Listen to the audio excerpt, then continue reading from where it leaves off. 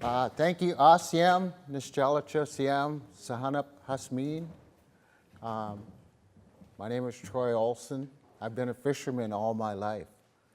I grew up down the river, and I seen, before the Bolt decision, what the United States government did was held us to a treaty rock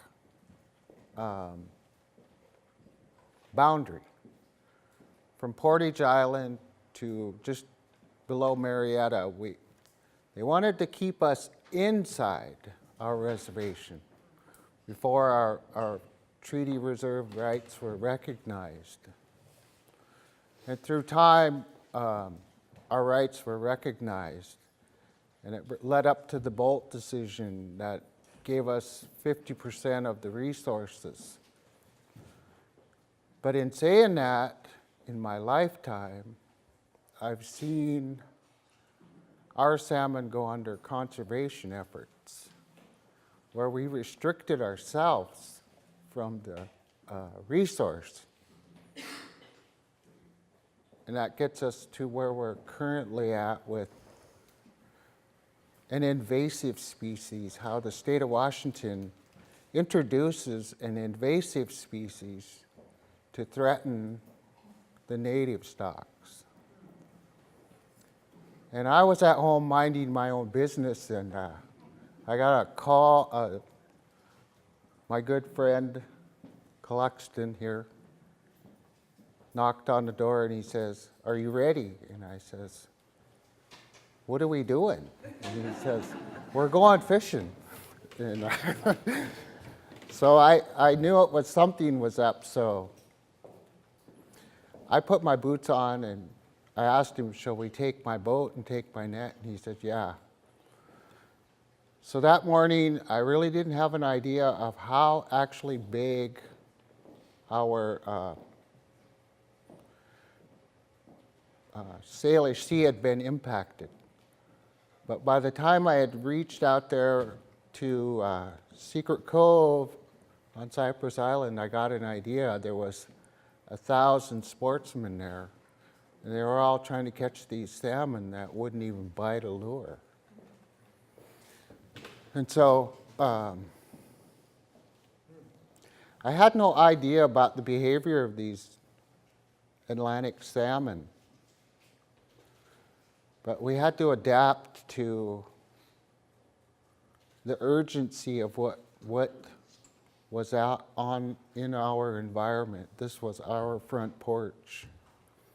This is our homeland. This is who we are and where we come from.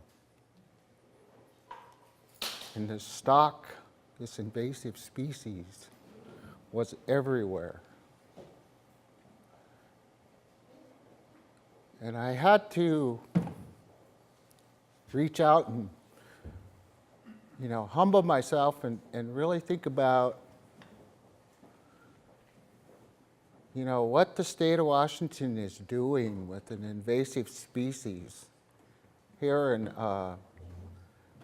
where there's 26 tribes who have lived and died for the salmon,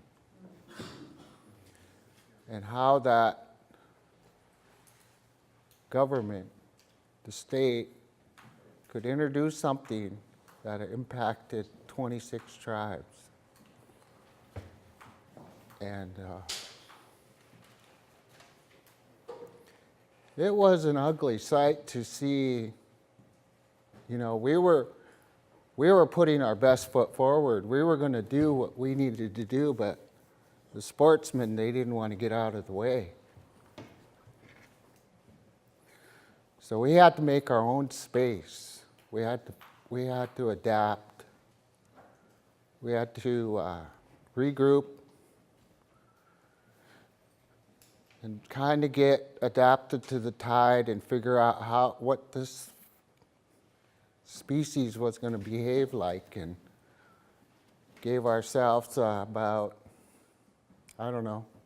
several tides, and we could figure out they had a behavior. They were used to being in a net. And once they got in a corner inside of a net, it felt like they were comfortable. "Oh, I'm home." So we adapted really well, and we figured that out pretty easily. And I was just, I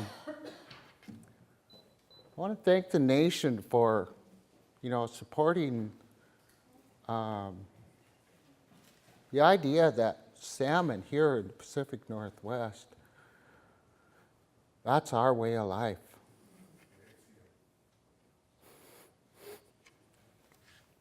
We can't fish here, our native stocks. And if you're a part of the salmon people, it really affects your spirit, your identity. I grew up in a village down here by the river, and the village is gone. What are we going to do if the salmon go away? It's not going to be good, or it's going to be hard to swallow. This place has provided to the indigenous populations since time immemorial. And we're at a time and a place where this species really could be a detriment to the Salish Sea. And we